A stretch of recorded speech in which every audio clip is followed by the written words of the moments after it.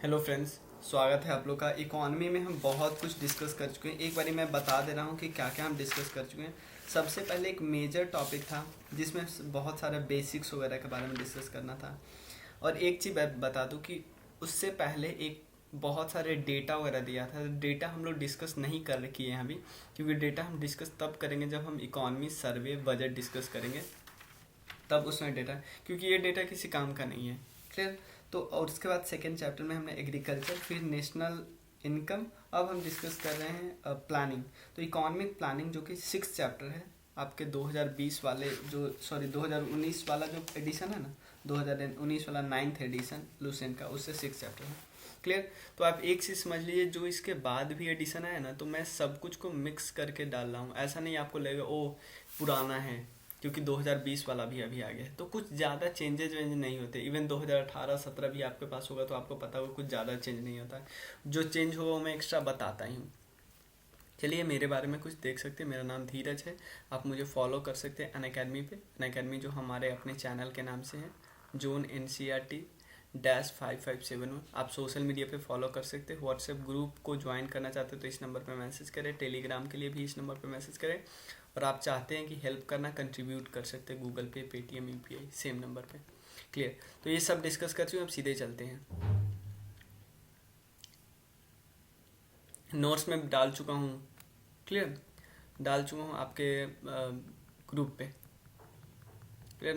Notes में साथ के साथ डालता हूँ, बट कभी कभी भूल जाता हूँ ना, तो आप मुझे बता दे कीजिए, ध्यान दीजिए। ये हम डिस्कस कर चुके हैं रोलिंग प्लान, ये 1980 तक है। अब हम डिस्कस करते हैं 6th 5 year plan. 6th 5 year plan में कब हुआ? अब सबसे पहले हमें समझना है 6th 5 ईयर प्लान कब हुआ था। एक्चुअली रोलिंग प्लान जो था, जनता गवर्नमेंट ने स्टार्ट कर दिया था कि हम एक लंबा प्लान बनाएंगे 15 साल का, एक छोटा प्लान बनाएंगे, और उसके अलावा हर ईयरली प्लान बनाएंगे। लेकिन जैसे ही फिर से इंडियन नेशनल कांग्रेस की सरकार आई, उसने रोलिंग प्लान को हटा दिया, क्योंकि उन्होंने अपना पुराना वाला प्लान था वही प्लान को फिर से कंटिन्यू कर दिया, क्योंकि 1978 तक हमारा पुराना प्लान चल रहा था। क्लियर है ना। हुआ क्या एक्चुअली, 1975 से 1979 तक प्लान चलना था किसका? इंदिरा गांधी का। क्लियर है ना। ये 5th 5 ईयर प्लान था, 5th 5 ईयर प्लान था। उसके बाद हुआ क्या, जैसे ही जनता गवर्नमेंट आई यहाँ पे, तो 1978 में चुनाव हुआ, तो जनता गवर्नमेंट एक साल पहले ही इस 5 ईयर प्लान को ख़त्म कर दी, और 1978 से लेकर 1980 के बीच रोलिंग प्लान लगा 2 साल का, मतलब दो दो एक एक साल का। तो जैसे 2 साल हुआ, अब फिर से इंदिरा गवर्नमेंट आ गई, इंदिरा फिर से चुनाव हुआ, इंदिरा गवर्नमेंट आई, तो इस रोलिंग प्लान को हटा दिया गया, फिर से 5 ईयर प्लान आ गया। क्लियर। अब समझ में आ गया क्या क्या इशू हो रहा था। अब चलिए हम डिस्कस करते हैं। क्लियर। 6 5 ईयर प्लान डिस्कस करते हैं। सबसे पहले यहाँ पे डिस्कस करते हैं, इसका ड्यूरेशन है 1980 से 1985 इंदिरा गवर्नमेंट की सरकार में। नेक्स्ट है बेसिक ऑब्जेक्टिव क्या था? Economic liberalization by eradicating poverty. ध्यान देना, 2 चीज़ बहुत इंपॉर्टेंट था कि पॉवर्टी, गरीबी भगाओ, ये बहुत मेन मुद्दा था इंदिरा गांधी का, कि इराडिकेटिंग पॉवर्टी को इराडिकेट करना है, और टेक्नोलॉजिकल सेल्फ रिलायंस, मतलब टेक्नोलॉजी के मामले में अपने आप को सेल्फ रिलायंट करना है। क्लियर। सेल्फ रिलायंट करते हैं। इसमें भी पता है क्या कर रही थी, इसमें भी वो चाह रही थी कि हम इन्वेस्टमेंट पे ज़्यादा फोकस करें, इंफ्रास्ट्रक्चर पे ज़्यादा फोकस करें, ताकि हम ग्रोथ ज़्यादा से ज़्यादा कमा सकें। इकोनॉमिक और लिबरल, मतलब ऐसा जो सरकार का इतना दबदबा था हर चीज़ में, वो हटा रही थी। सरकार का दबदबा जो था वो हटा रही थी। नेक्स्ट क्या है? It was based on the investment, obviously investment योजना, infrastructural changing and trend of growth model. Clear. इस ग्रोथ का देखो, टारगेट से ज़्यादा अचीव हुआ है तो हम इसको सक्सेसफुल बोल सकते हैं। क्लियर। अब नेक्स्ट डिस्कस करते हैं 7th 5 year plan. 7th 5 year plan कब से कब तक है? 7th 5 ईयर प्लान है 85 से लेकर 90 तक। क्लियर। 1985 से 1985 तक। इस समय कौन किसकी सरकार थी? राजीव गांधी की सरकार थी। यानी 7th 5 ईयर प्लान में सरकार किसकी थी? राजीव गांधी की सरकार। क्लियर। चलो, अब the objective of this plan include the establishment of self sufficient economy, हमें सेल्फ सफिशिएंट इकोनॉमी बनाना है, प्रोडक्टिव एम्प्लॉयमेंट की अपॉर्चुनिटी देनी है, और टेक्नोलॉजी को अपग्रेडेशन करना है। ऑलमोस्ट सेम है पिछले वाले की तरह। Clear. For the first time the private saw ध्यान देना, पहली बार ऐसा हुआ कि प्राइवेट सेक्टर को ज़्यादा तवज्जो मिलने लगा पब्लिक सेक्टर के रेस्पेक्ट में। क्लियर, यहाँ पे भी ग्रोथ रेट जितना टारगेट दिए थे उससे ज़्यादा अचीव किए थे। क्लियर, अब बात करते हैं एनुअल प्लान। अब क्या हुआ था इस समय, आपको पता है 1990 के बाद बहुत ज़्यादा इशू आ गया था, हमारा जो फॉरेन एक्सचेंज रिजर्व कम गया था और बहुत सारा प्रॉब्लम आने लगा था, जिसके बाद ही ना पीवी लिबरल एलपीजी स्कीम लाए थे। तो इस समय 1990 से लेकर 1992 तक एनुअल प्लान था, 2 साल का प्लान था। 8 5 year plan could not takes place due to volatile public political situation at the centre. कितनी इतना सिचुएशन खराब हो गया था। क्लियर है ना, बैलेंस ऑफ पेमेंट का क्राइसिस हो गया था, आपको ये तो पता ही होगा ना, बैलेंस ऑफ पेमेंट का क्राइसिस हो गया था और हमें लोन की ज़रूरत है, हमें पैसे की कमी थी। तो हम गए आईएमएफ के पास। आईएमएफ बोला कि हम लोन तो दे देंगे लेकिन आपको अपने देश में कुछ बदलाव लाने पड़ेंगे और आपको एलपीजी स्कीम लाना पड़ेगा, लिबरलाइजेशन इकोनॉमी को करना पड़ेगा, बहुत सारे प्राइवेट कंपनी को एंट्री देना पड़ेगा, आपको ग्लोबल कंपनियों के लिए अपने देश को खोलना पड़ेगा। क्लियर, तो 2 एनुअल प्रोग्राम है 1990 और 1991 और 2 तक। क्लियर, उसके बाद आता है 8 5 ईयर प्लान। क्लियर है ना, 8 5 ईयर प्लान आता है क्योंकि 7th के बाद 2 1 साल का प्लान है, अब 8 5 ईयर प्लान आ रहा है। इसमें क्या हो रहा है अब देखिए, ड्यूरेशन क्या है 1992 से 1997 तक। इस समय जो सरकार थी वो नरसिम्हा राव की सरकार थी, पीवी नरसिम्हा राव की सरकार थी। इस प्लान में जो टॉप प्रायोरिटी दिया गया किसको, ह्यूमन रिसोर्स को, बहुत इंपॉर्टेंट, पहली बार इतना ह्यूमन रिसोर्स को तवज्जो दिया गया है। ह्यूमन रिसोर्स पे पहले जोड़ नहीं, सब सेल्फ रिलायंस, पॉवर्टी, लेकिन ह्यूमन एक रिसोर्स है, इतना ज़्यादा, इतना इम्पॉर्टेंट टॉपिक को लोग अभी तक भूल रहे थे। यानी ह्यूमन को एम्प्लॉयमेंट, एजुकेशन और पब्लिक हेल्थ, इन सब पे बहुत ज़्यादा जोर देने की बात की गई थी। क्लियर, नेक्स्ट है, during this plan Narasimha Rao government launches the new economic policy of India. Obviously LPG scheme जिसकी बात करते हैं वो इसी में, और इस समय जो फाइनेंस मिनिस्टर थे वो मनमोहन सिंह जी थे। क्लियर, नेक्स्ट क्या है, द प्लान सक्सेसफुल हुआ और एनुअल ग्रोथ बहुत ज़्यादा तेजी से इंक्रीज किया 6.8, जो कि टारगेट से ज़्यादा था। क्लियर, अब बात करते हैं 9th 5 ईयर प्लान की। एक चीज मैं बता दूं, इतना ज़्यादा जो बहुत सारा और पॉइंट दिया हुआ ना इंपॉर्टेंट नहीं है, जो इंपॉर्टेंट लाइन है वही मैं बता रहा हूँ। 9th 5 ईयर प्लान में किन की सरकार थी आपको पता हो, देश के मतलब one of the best PM जिनको बोला जाता है, अटल बिहारी वाजपेयी साहब की प्लान था 1997 से 2002 के बीच। मेन फोकस यहाँ पे क्या है, ग्रोथ तो हमें करना है, ध्यान देना, ग्रोथ तो अभी तक हम क्या बात कर रहे थे, ग्रोथ ग्रोथ ग्रोथ ग्रोथ, लेकिन लोगों को न्याय भी मिलनी चाहिए और इक्विटी भी मिलना चाहिए, कि मतलब जो भी प्रोडक्शन हो, प्रोडक्शन हम देखेंगे कि ज़्यादा लोगों के पास पहुंचे। ऐसा नहीं देश ग्रोथ कर रहा है कुछ लोगों के कारण, टाटा बिरला अंबानी के कारण, नहीं नहीं, आम लोगों के पास भी रिसोर्स पहुंचना चाहिए, ये इंपॉर्टेंट है। नेक्स्ट है, मेन फोकस क्या है, ये आपसे पूछा जा सकता है, किस 5 ईयर प्लान में जो फोकस था हो गया था growth with justice and equity. तो आप बताओगे 9th 5 ईयर प्लान में, 9th 5 ईयर प्लान में अटल बिहारी वाजपेयी जी की सरकार थी, ये हमें देखना है। कब लॉन्च किया गया, कब लॉन्च किया गया, 50th ईयर ऑफ इंडिपेंडेंस, मतलब आप देख रहे हो ना 1947 में हम आज़ाद हुए, 50वां साल था इंडिपेंडेंस का। उसके बाद प्लान बिल्कुल फेल हो गया, टारगेट हमने 6-7% रखा था, क्योंकि पिछली बार हमने 6.8 अचीव किया था ना, तो हमने 7 पॉइंट रखा था, लेकिन जो हमारा ग्रोथ रेट हुआ 5.6% ही हुआ। क्लियर, एक्चुअली था क्या, देखो आप इसको डायरेक्टली पूरी तरह फेल नहीं बोल सकते, क्योंकि पिछला बार इंक्रीज होके ज़्यादा हो गया था। जैसे मान लो इंक्रीज, हम मान लो अगर 100 से, मान लो 100 से इंक्रीज हो रहा है 10%, तो कितना होगा 110।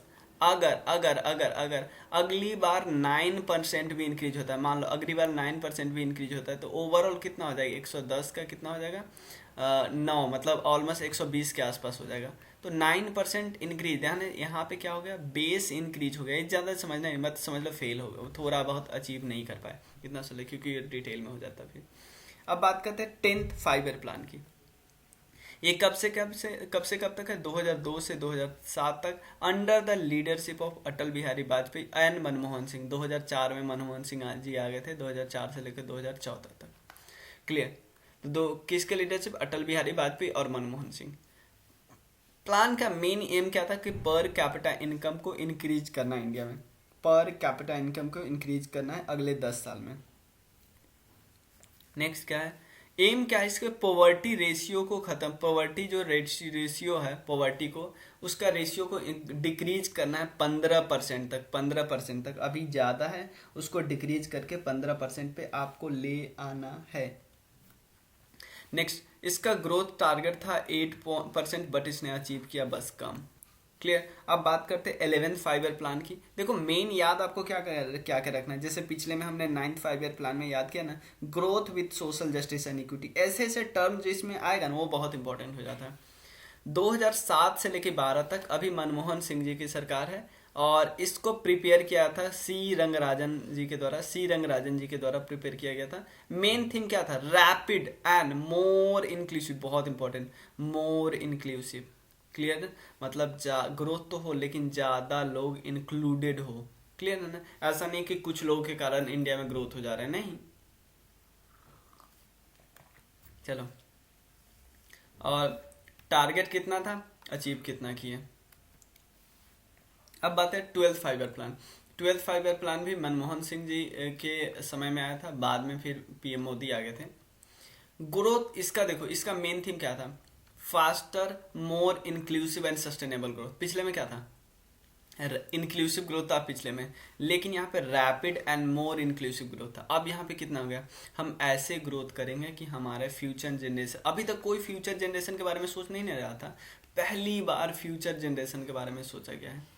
Growth he faster and more inclusive होना चाहिए, लेकिन अभी पहली बार सस्टेनेबल ग्रोथ का यूज हुआ है। तो आपसे सिंपल पूछ नहीं सकता है कि सस्टेनेबल ग्रोथ का यूज किस प्लान में हुआ था पहली बार, तो आप बता देना 12th 5 ईयर प्लान।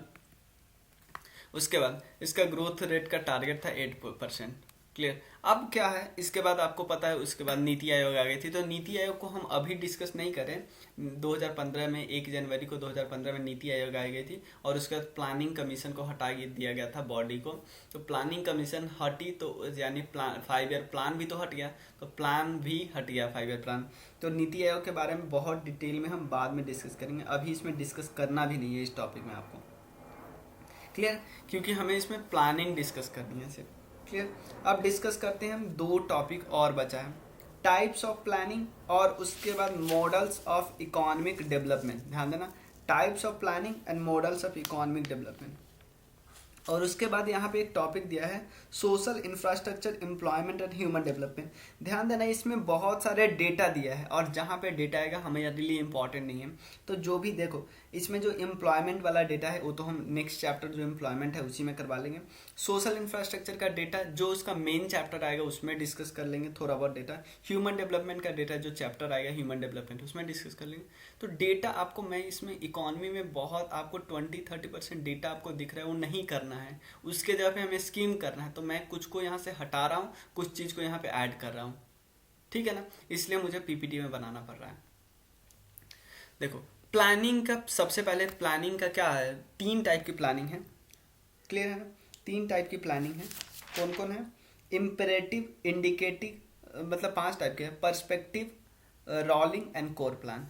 सबसे पहले देखिए, इम्पेरेटिव प्लान का मतलब क्या होता है, सेंट्रल गवर्नमेंट ने प्लान दे दिया और बताया कि सब इसको फॉलो करो, चाहे आप बिहार हो, चाहे आप केरला हो, आप नॉर्थ ईस्ट हो, सबका अलग अलग। अभी जैसे मान लो सब में प्रॉब्लम, सारे राज्य का प्रॉब्लम अलग अलग है, लेकिन इसमें क्या है कि मतलब एक टाइप का ही फॉलो होगा पूरे के पूरे देश राज्य में। कितना अजीब प्लान है, मतलब बहुत बेकार प्लान। आप नीचे के लोगों की सुन ही नहीं रहे हो। इसमें आप क्या कर रहे हो, under this planning economic decision are made through a central planning authority instead of a market system. नीचे क्या हो रहा है इसके बारे में सोच ही नहीं रहे, आप ऊपर से एक प्लान दे रहे हो, नीचे से सबको फॉलो करना है। ये सोशलिस्ट इकोनॉमी सबसे ज़्यादा इसको फॉलो करती है, मार्केट के बारे में सोच ही नहीं रहे। लेकिन अब आ गया इंडिकेटिव, नाम से पता चलता, इंडिकेटिव। स्टेट जो होता है, मतलब देश जो सेंटर होती है, एक ब्रॉड प्लानिंग बनाती है, लेकिन सारे स्टेट उसको अपने हिसाब से टिल्ट करके थोड़ा बहुत बदलाव कर सकते हैं। इंडिकेटिव प्लानिंग और planning bye inducement in found in the capitalist country, capitalist country में ज़्यादा फॉलो होता है, मिक्स्ड इकोनॉमी में लाइक इंडिया में भी फॉलो होता है। ध्यान देना, स्टेट सिर्फ और सिर्फ ब्रॉड पॉइंट पे कानून बनाता है, माइन्यूट डिटेल पे नहीं जाता है, ब्रॉड प्लान बनाता है। उसके बाद नीचे जो फॉलो करने वाले हैं उसमें बदलाव कर सकते हैं, थोड़ा बहुत इधर उधर कर सकते हैं, क्योंकि ज़रूरत के हिसाब से बदलाव करना तो ज़रूरी है ना भाई। वही है, पिछले में क्या था, कोई बदलाव नहीं करो, कुछ नहीं करना है आपको, लेकिन इसमें क्या है, ज़रूरत के हिसाब से ऊपर एक ब्रॉड प्लानिंग बता दिया, लेकिन नीचे क्या है, बदलाव कर रहे हैं थोड़ा बहुत। अब क्या है, India's eight plan was unique in the sense that it's attempted to manage the transition for centrally planned economy to a market. देखो जो 8 फाइबर प्लान है ना, इसलिए यूनिक बोला जाता है, जो 8 फाइबर प्लान हमने डिस्कस किया। यहाँ पे देखो 8 फाइबर प्लान ये यूनिक इसलिए बोला जाता है क्योंकि 1992 से पहले सरकार एकदम पब्लिक सरकार थी, पब्लिक मतलब सोशलिस्ट इकोनॉमी थी, कि सेंटर बहुत ज़्यादा कंट्रोल करती थी सब कुछ को, इवन मार्केट को भी। लेकिन अब एलपीजी आ गया है, तो अब यहाँ पे देख रहे हो बिल्कुल ये ट्रांजिशन हो रहा है कि अब ज़्यादा प्राइवेट को भी ज़्यादा फोकस मिल रहा है।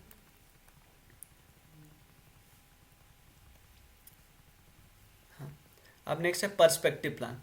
Perspective plan is blueprint regarding the objective and target of a long run growth. The perspective plan is not just a plan, rather to attain certain objective and target. The perspective plan is divided into certain, देखो अभी जो NITI Aayog plan बनाती है वो perspective plan है। एक 15 साल का प्लान बना दिया, 3 साल का प्लान, 7 साल का, 3 साल का प्लान बना दिया। अब इसके अलावा इसको भी बांट दिया गया छोटे छोटे टुकड़ों में। अगर मान लो हमें पता चला कि इस साल जो हमने टारगेट अचीव किया है, ध्यान देना, इस साल जो हमने टारगेट अचीव किया है, ऐसे अगर चलेंगे तो ना हमारा ये पूरा होगा, ना हमारा ये पूरा होगा, ना हमारे ये पूरा होगा, हमें पता चल गया। अब हम क्या कर सकते, इस टारगेट को अगले साल क्या कर सकते हैं, मोल्ड कर सकते थे कि नहीं, इसमें बदलाव ला सकते हैं नहीं कि नहीं, ताकि जो हम अचीव करेंगे वो ये पूरा अचीव हो जाए, ये बाकी सब अचीव हो जाए। तो अब देख रहे हो पर्सपेक्टिव प्लान थोड़ा हम ऐसा बोल सकते हैं टारगेट बेस्ड प्लान है, और हम क्या कर सकते, ऑब्जेक्टिव को पूरा कर सकते हैं, और हम थोड़ा बहुत मतलब अब डिजायर गोल की तरफ जा सकते हैं आराम से। क्लियर, मतलब बदलाव करते रहे थोड़ा बहुत। The perspective plan is not just a plan, rather to attain certain objective and target. The perspective plan is divided to certain smaller plan. ठीक है ना, एक प्लान को अपने छोटे छोटे प्लान में डिवाइड कर दिया है। क्लियर, पर्सपेक्टिव प्लान यही है। देख लेता हूँ आपके बुक में और कुछ दिया है इस प्लान के बारे में। हाँ, इसमें यही दिया है कि एक लंबा प्लान है 15-20 साल का, और उसको फिर छोटे छोटे 5 ईयर प्लान या 1 ईयर प्लान में बना लेते हैं, और ताकि गोल को अच्छे से हासिल किया जा सके। नेक्स्ट है रोलिंग प्लान। ये भी देखो, एक तो पर्सपेक्टिव प्लान है, इसमें देखो, इसमें रोलिंग प्लान में क्या होगा, जो एक तो पर्सपेक्टिव प्लान का सारा पॉइंट आएगा। Under this scheme of rolling plan there are 3 different step है। पहला स्टेप है कि करेंट ईयर का प्लानिंग बनाओ, ठीक है, और जिसमें एनुअल बजट भी होगा। सेकेंड है कि कोई और 3-4-5 ईयर का प्लान बनाओ, और एक बहुत लंबा प्लान बनाओ, बहुत लंबा पर्सपेक्टिव प्लान बनाओ। तो एक लंबा आपने 10-15-20 साल का प्लान बनाया, क्लियर।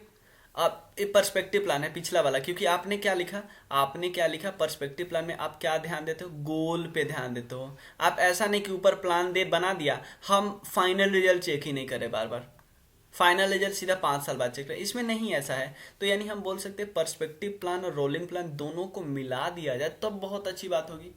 पर्सपेक्टिव प्लान क्या बार बार देख रहा है, एक बड़ा प्लान एक छोटा प्लान बना रहे हो, और आप गोल पे ज़्यादा फोकस कर रहे हो, टारगेट पे ज़्यादा फोकस कर रहे हो कि हमारा ह्यूमन रिसोर्स का डेवलपमेंट है। ऐसा नहीं जिसकी हमने चलो हेल्थ पे इतना खर्चा कर दिया, एजुकेशन पे इतना खर्चा कर दिया, स्किल पे इतना खर्चा कर दिया। हम यहाँ पे ये भी देखते हैं कि यार टारगेट फुलफिल क्यों नहीं हो रहा है, हमारा पैसा कहाँ जा रहा है, ये इंपॉर्टेंट है।